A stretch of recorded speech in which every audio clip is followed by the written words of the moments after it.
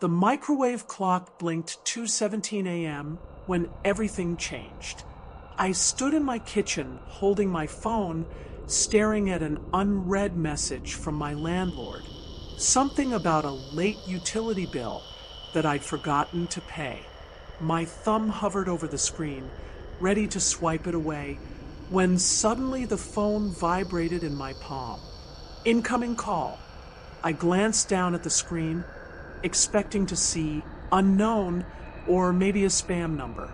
But what I saw made my stomach drop. Every single digit of my phone number stared back at me. Not unknown, not no caller ID, not even a number that looked similar to mine. It was exactly my number. I was calling myself. The phone rang once, twice, 3 times. I just stood there, frozen, watching it ring. My feet felt glued to the cold kitchen floor. By the 7th ring, my hand was shaking so badly that I almost dropped it. I let it stop ringing on its own because I didn't know what else to do. What do you do when you call yourself? How do you answer that? The silence that came after felt huge and heavy, like when your ears get stuffed up on an airplane, like pressure building behind my eardrums that wouldn't pop no matter how hard I tried. The kitchen suddenly felt too small, the walls too close. A notification appeared on my screen. New voicemail. I stared at it for a long moment. My finger wouldn't move to tap it. My whole body had gone still, like I'd turned into a statue right there in my own kitchen. Phones glitch all the time. I told myself maybe it was bad network routing, like when the cell towers get confused. Or maybe those dial-back errors that happen with spam prevention systems. I'd read an article about that once. How phones can sometimes show weird numbers when the network gets overloaded or confused. Still, something felt deeply wrong. Something in my gut was screaming at me not to listen to that voicemail. But curiosity is a powerful thing, especially at 2 in the morning when you're already awake and confused. Finally, I pressed play. Static filled my kitchen, loud and harsh through the phone speaker. It reminded me of old TVs late at night, that white noise sound that used to scare me when I was little. Underneath it, there was a faint humming noise that reminded me of our old refrigerator or the sound of cars on a distant highway at night, constant and low. Then I heard breathing, soft and controlled, like someone trying very hard to stay calm, like someone who was afraid but didn't want to show it. Then a whisper came through the static. It was my voice, not similar to my voice, not kind of like my voice. It was exactly my voice, the same pitch, the same rhythm, the same slight raspiness I've always had. Even that little hitch at the end of my sentences, that tiny catch that my middle school therapist used to point out when I got anxious during our sessions. She said I did it when I was nervous, like my voice was asking a question even when I was making a statement. I shouldn't be calling myself. The voice murmured through the static. The taste of metal flooded my mouth, instantly, sharp and electric. My fingers went completely numb. The phone slipped from my hand and clattered across the tile floor, spinning twice before coming to rest face up near the refrigerator. The voicemail ended right as it hit the ground, cutting off with a sharp beep. I backed away from it like it was a venomous snake coiled on my floor, moving until the sharp edge of the counter jabbed into my spine. My heart hammered so hard I could feel it in my throat, in my temples, in my fingertips. Each beat felt like it might be my last. Deep fake technology exists. Yes, I knew that. Kids at school talked about it all the time. apps that could copy anyone's voice from just a few seconds of audio. You could make celebrities say anything you wanted, but nobody had recordings of my voice. I lived quietly. No TikTok videos, no podcasts. I didn't even leave voice notes for my friends because I hated the way my voice sounded in recordings. There was nothing out there to fake, nothing for an AI to learn from. My hands shook violently as I picked up the phone from the floor and checked my call history with trembling fingers. I had to try 3 times to unlock it because my thumb kept missing the screen. The incoming call entry was completely gone, erased, vanished, like it had never existed at all. Only the voicemail remained, sitting there in my notifications like a small bomb waiting to explode, like evidence of something impossible. I spent the rest of that night on my laptop at the kitchen table, searching until the sky outside my window turned from black to gray to pale blue. The sun rose slowly, painting my kitchen walls orange, then pink, then yellow, and still I searched. Voice synthesis apps, phone scams, number mirroring loops, technology glitches, SIM card hacking. I read every article I could find, following link after link until my eyes burned and the words started blurring together on the screen. My coffee went cold in the mug beside me. Everything I found had a logical explanation. Someone could have spoofed my number. That happens all the time with scam calls. People call you from what looks like your own number to trick you into answering. The voice could have been an AI-generated copy, even though I didn't understand how anyone would have gotten a sample of my voice to copy.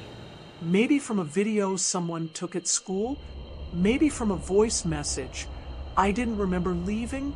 None of it explained why the voice sounded exactly like mine. Not close, not similar, exact, down to that little hitch, that tiny detail that even I barely noticed about myself. But I convinced myself anyway. I had to. The alternative was too frightening to think about. The alternative was that something impossible had happened, and I wasn't ready to accept that. Nobody ever is. I told myself I'd imagined how similar it sounded. People always think voices sound familiar over the phone, right?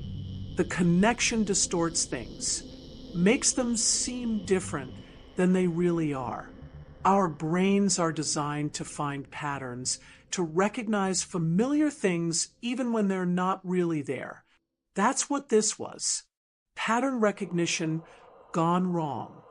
I would sleep normally again. This was just my anxiety acting up, making a weird glitch seem scarier than it really was. I'd always been anxious, ever since I was a kid. This was just another manifestation of that. 2 nights passed without incident. I slept with my phone in another room just to be safe. I checked my call history obsessively, dozens of times a day. Nothing unusual appeared. No missed calls from myself. No mysterious voicemails. Almost started to believe my own explanations, started to feel foolish for being so scared. Then, on the 3rd night, I woke up with my phone buzzing against my chest. I'd fallen asleep on the couch watching TV. I don't even remember bringing my phone back into the living room with me, but there it was, resting on my chest, vibrating insistently. The room was dark except for the blue glow of the muted television screen. Some infomercial was playing, people with 2 white smiles selling kitchen gadgets. My phone vibrated again, the buzzing traveling through my ribs into my chest like it was trying to reach my heart. Incoming call. Same number. Me calling me. Half asleep, not thinking clearly. Pure instinct took over. My thumb swiped to answer before my brain could stop it, before I could remember that this was exactly what I'd been afraid of. Static hissed through the speaker, loud in the dark room. It filled the space around me, seemed to come from everywhere at once. Then silence. Complete, heavy silence that felt like it was waiting for something, expecting something. I could almost feel something on the other end of the line, listening. "No," I whispered. My voice came out small and broken. My heart was beating so hard it hurt, like someone was squeezing it with their fist, like it might burst right out of my chest. "I thought you wouldn't pick up again," my voice replied through the phone. Soft, almost sad. There's something about hearing your own voice spoken back to you that makes your whole body react in ways you can't control. It's not like hearing a recording of yourself, which always sounds weird and wrong because of how sound travels through your skull differently than through the air. This was different. This was exact. This rearranged something deep inside my nervous system, like my brain couldn't process what was happening, like reality itself was glitching. "Who is this?" I managed to breathe out. My throat felt tight, like someone was pressing on it. "You," the voice said simply, calmly, matter-of-factly, like it was the most obvious answer in the world, like I should have already known. The call disconnected with a soft click that seemed to echo in the darkness. I sat on that couch until morning came, watching the darkness slowly turn to light through my windows. The TV kept playing its endless loop of infomercials. People selling things, smiling, promising to make life better. I couldn't stop shaking. Even as the sun rose and the room filled with warm morning light, I kept shaking. The next day, I tried everything I could think of to figure out what was happening. I logged into my phone carrier's website and tried to access my voicemail system settings. Everything was password protected, locked behind security questions I couldn't remember the answers to. I tried to check IP records, call logs, anything that might show where the call had really come from. All of it was locked behind telecom privacy walls that I couldn't break through. I changed all my passwords, every single one. Email, phone account, banking apps, social media, everything. I used completely random combinations of letters and numbers that I had to write down because there was no way I'd remember them. I ran malware scans on my phone, deep scans that took hours, and made my phone hot in my hand. I downloaded security apps that promised to detect spyware and hacking attempts. Nothing was found.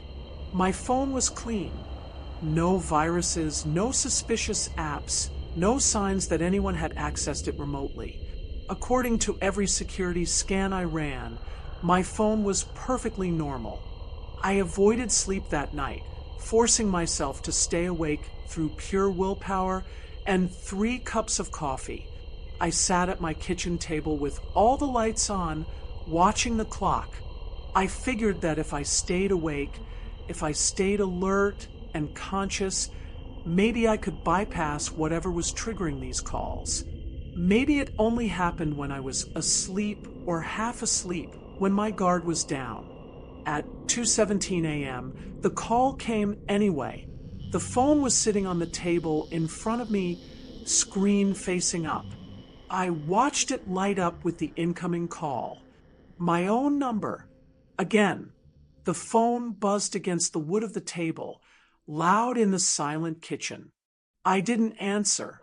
I just sat there, frozen, watching it ring, watching myself call myself while I was wide awake and staring right at it. The ringing stopped after 7 rings, just like the first time. Then, seconds later, the voicemail notification appeared. My hand shook as I reached for the phone. I played it on speaker this time. I don't know why.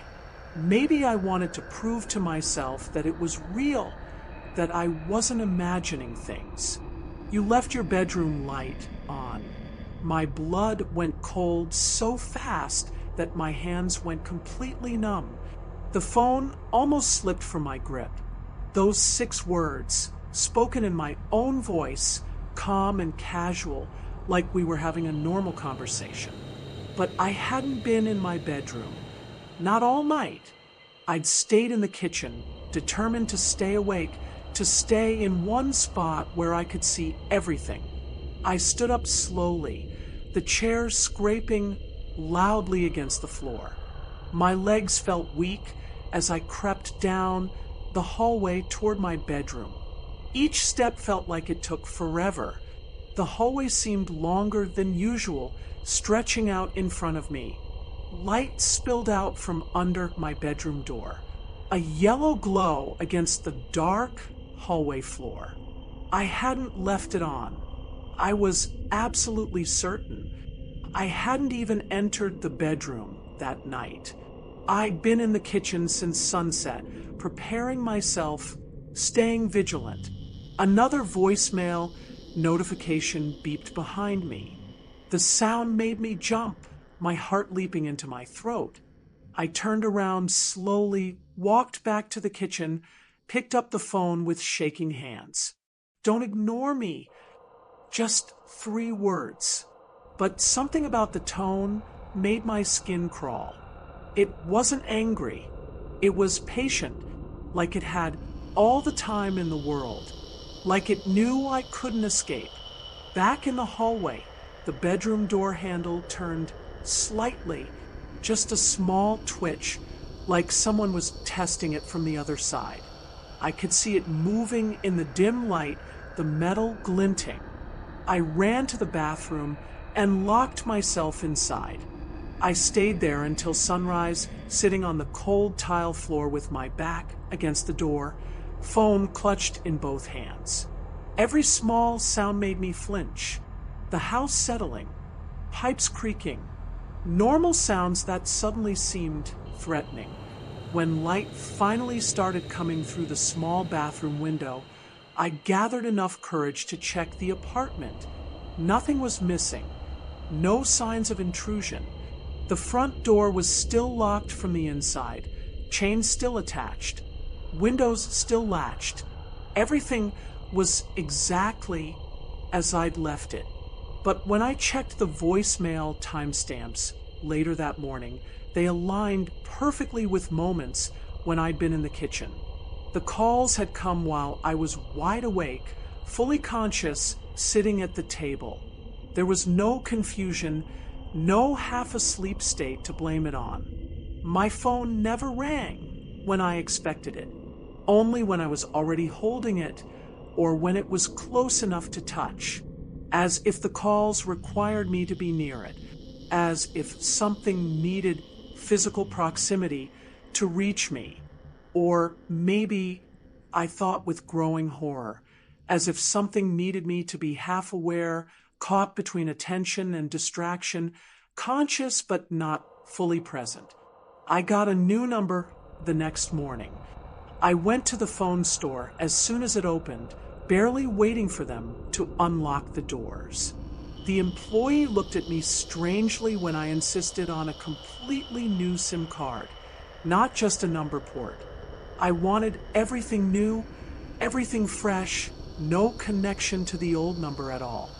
New SIM, new number. I deleted all my voicemail systems entirely. I went through my phone settings and disabled visual voicemail. I went into my carrier account online and turned off the voicemail service completely. They told me people could still try to leave messages, but nothing would be recorded. Nothing would be saved. I wiped my cloud storage, every backup, every synced file, everything. I turned off all automatic syncing. No backups, no cloud saves, complete and total reset. It felt like I was erasing myself, starting over as a completely different person. I felt real relief driving home that afternoon, my new phone in my pocket with its new number that nobody knew yet. The sun was shining. Traffic was light. Everything felt normal again, like I'd finally escaped whatever had been haunting me, like I'd outsmarted it. That night, I actually smiled as I got ready for bed. For the first time in days, I felt safe. I'd solved the problem. New number, no voicemail, no way for whatever it was to reach me. I fell asleep easily, exhausted from days of fear and no rest. The phone rang at 2:17 a.m., pulling me from deep sleep. I grabbed it from my nightstand, confusion making me slow and clumsy. Unknown number. Not my number. Not the old one. Not the new one. Just unknown number on the screen. My heart sank as I realized what this meant. Whatever this was, it wasn't tied to a specific phone number. It had found me anyway. I answered without thinking, fear making me stupid, making me desperate to understand. Static filled my ear, familiar now, almost expected. That same low humming underneath it, like electrical wires or distant machinery. Breathing, soft and steady. Then my voice came through, but lighter this time, almost relieved. Happy even. So, new number. The words hit me like a physical blow. It knew. Of course it knew. Whatever this was, it knew everything I did. Every attempt to escape. Every precaution I took. What are you? I asked. My voice cracked on the words. I was begging now, desperate for any explanation that would make sense. A pause. Long enough that I thought the call had dropped. But I could still hear that faint static, that barely there hum. The voice sounded uncertain this time. Confused, almost. Searching for words. I'm the version of you that didn't wake up. No, I said it firmly, like I could deny reality just by refusing to accept it. Yes, calm, certain, true. The line ended with that same soft click. Behind me, I heard my bedroom door creak open. Slow, deliberate, the sound of hinges that needed oil. A sound I heard every day, but had never frightened me until that moment. I didn't look back. I couldn't. Some animal instinct took over, some primal part of my brain that knew looking would be a mistake. I ran out of the bedroom, down the hallway, out the front door. I didn't stop for shoes or keys or anything else. I just ran barefoot into the street outside my apartment. The pavement was cold and rough under my feet, but I barely felt it. I stood there in the middle of the empty street in my pajamas, breathing hard, looking back at my apartment building. My bedroom light was off now. Everything looked normal, quiet, safe, but I knew better. I couldn't go back in there. Not alone. Not in the dark. I stayed with my aunt and uncle that night, and for several weeks after. I told them there was a gas leak in my building, that it wasn't safe. They believed me, because why wouldn't they? Normal people don't think about impossible things happening to people they love. 2 weeks later, I moved to a different state entirely. I told everyone it was for a fresh start, better opportunities. Nobody questioned it. People move all the time. New apartment in a new city where nobody knew me. I got rid of my smartphone completely.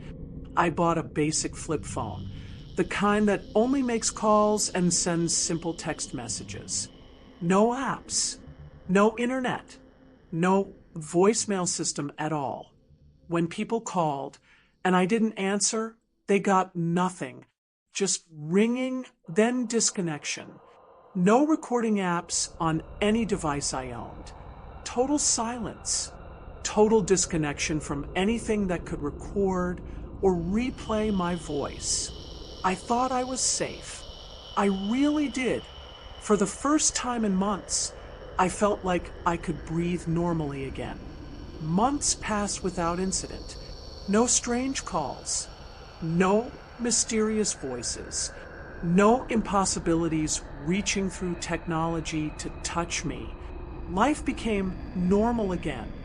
I got a job at a bookstore, made new friends who didn't know anything about my past, started sleeping through the night. But at 2:17 a.m., I still woke up. Every single night, my eyes would open at exactly that time, like my body had memorized it, like it was waiting for something that never came anymore, because the house hummed differently at that hour. I noticed it after a few weeks. A strange vibration in the walls, in the floor, almost too faint to detect. But once I noticed it, I couldn't stop noticing it.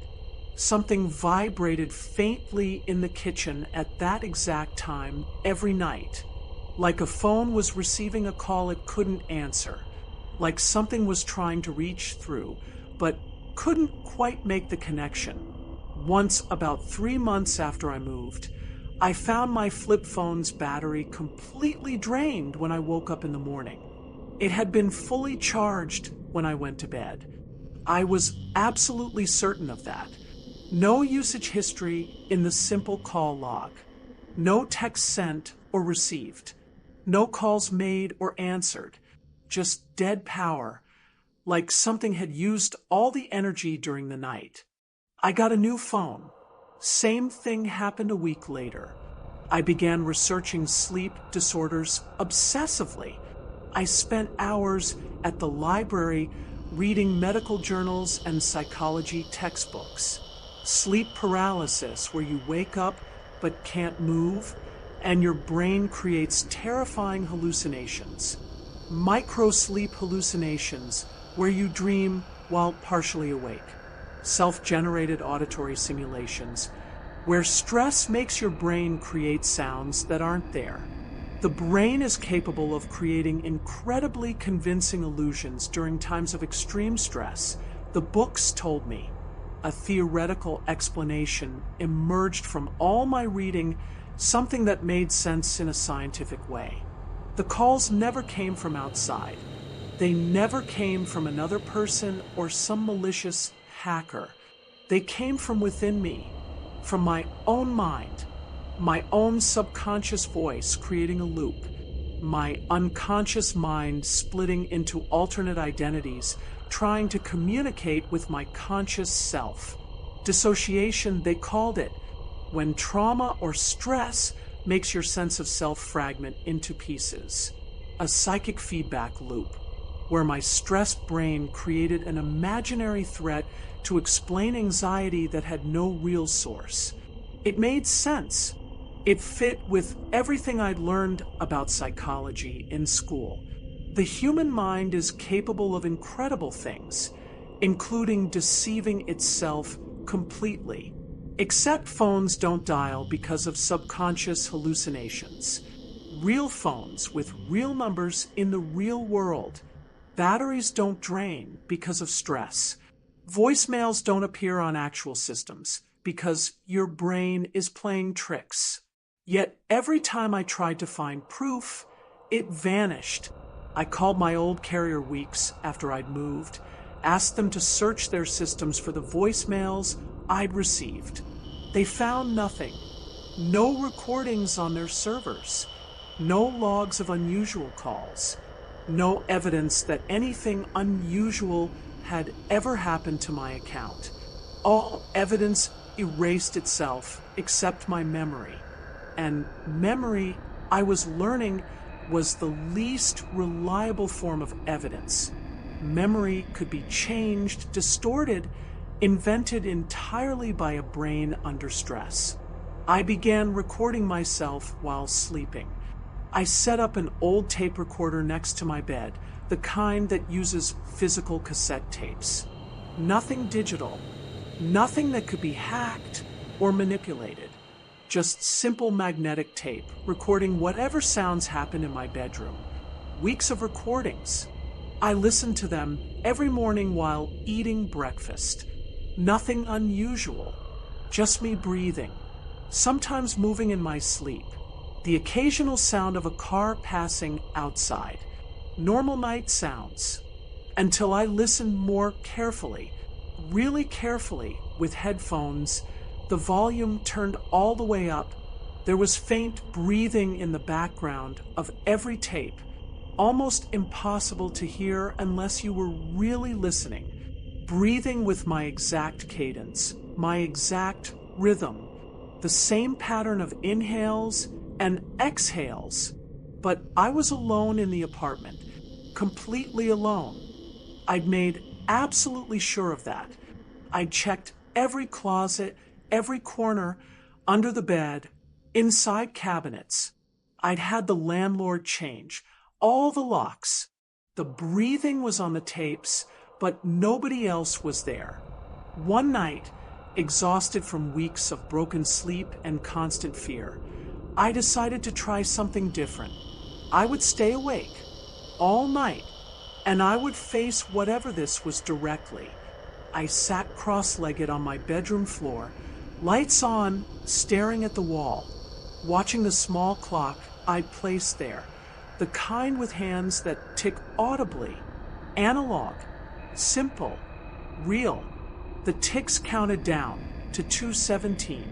Each second felt like it lasted forever. 2 hours, 16 minutes, and 30 seconds. 2 hours, 16 minutes, and 45 seconds. 2 hours and 17 minutes. The kitchen vibrated. I felt it through the floor, a subtle shifting that made my teeth ache. No phone rang. My flip phone sat on my dresser, silent and still. But something in the air changed. The quality of the silence shifted, became heavier, expectant. I spoke aloud, testing. My voice sounded strange in the quiet apartment, too loud and too small at the same time. "Are you there?" The answer didn't come from the phone. It didn't come from anywhere in the room. It came from inside my own head, clear as if someone had spoken directly into my ear. Always have been. Not spoken aloud, not heard with my ears. Just there, in my thoughts, but not my thoughts. Something else's thoughts, using my internal voice. I started seeing things. Not exactly hallucinations, but not exactly real either. Like dreaming while awake. Unable to tell where perception ended and imagination began. The boundary between reality and dreams had become blurry, transparent. Dreams merged into waking memory. I couldn't remember if things had actually happened or if I'd dreamed them. Had I really gone to work yesterday, or had I dreamed it? Was I sitting on my bedroom floor right now? Or was this another dream? I saw flashes of things that couldn't be real, but felt real. Images that appeared in the corners of my vision, gone when I turned to look directly at them. Myself standing in the doorway of my bedroom, watching me sleep in my bed. But I was also in the bed, seeing myself in the doorway. Two perspectives at once. Myself sitting at the kitchen table, speaking into a phone that didn't exist, having a conversation with silence. Walking through my apartment at night, seeing myself asleep in every room. On the couch, in the bathtub, slumped in the corner of the kitchen. Multiple versions of me, all sleeping, all unaware, and always standing over each sleeping version, another me, watching, waiting. I couldn't tell anymore which version was real, which one was actually me. Maybe all of them were. maybe none of them were. Now, I understand, as much as anyone can understand something like this. That voice isn't calling from elsewhere. It isn't a hacker or a stalker or a government experiment or aliens. It isn't any of the logical explanations I tried so hard to find. It's me, but not present me, a version of me that got displaced in time or consciousness or reality itself. The self that never woke from a micro-death dream layer. I'd never thought about it before, but we come close to death all the time without knowing it. Every time we fall asleep, we're practicing for death. Our consciousness fades. Our body becomes still. We stop being aware of the world. And then, if everything works correctly, we come back. We wake up. But what if one time, a part of you doesn't come back? What if a piece of your consciousness remains trapped in that in-between place, that space between sleeping and waking where anything is possible? The mind fragments when death gets too close. Scientists know this.